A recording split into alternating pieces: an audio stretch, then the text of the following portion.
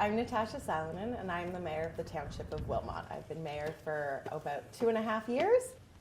When I was growing up, my dad got diagnosed with ALS when I was 10, and we started navigating what having a chronic palliative condition looks like. And I learned very quickly actually about our healthcare system not being what I thought a universal healthcare system was. And you have to pay for a lot of things that aren't covered under your provincial insurance plan.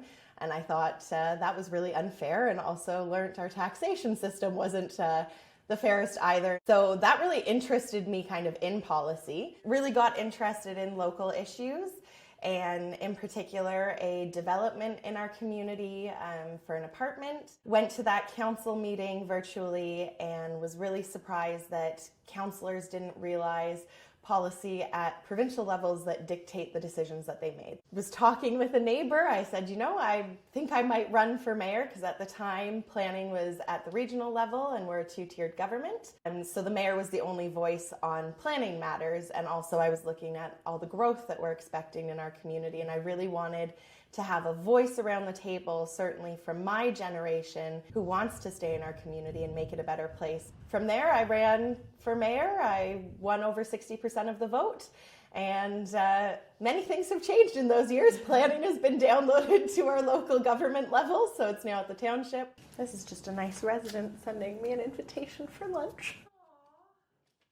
The mayor of Wilmot is technically a part-time role. To hold this position is because it's not attainable for a lot of people who have great skill sets and things to bring to the table, but don't have the ability financially to be able to commit to something that is a part-time job, but the expectation is full-time, 24/7, 365.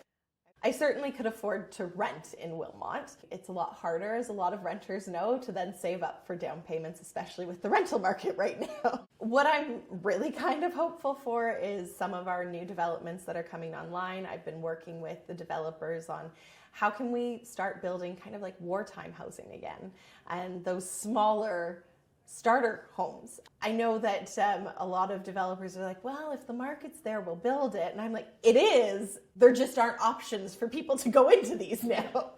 As well as we're seeing both on people who want to enter the market who are open to smaller types of housing.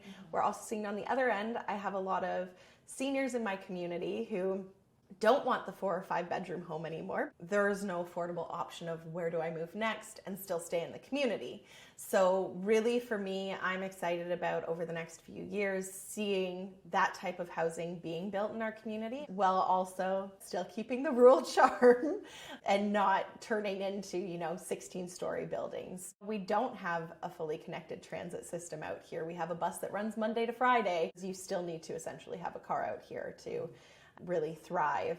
We don't really know what's going to happen in the future in terms of the real estate market. I know there's a bit of a dip right now and no one buying because of the larger economic context. So we might see more opportunities as well come up of housing prices going down.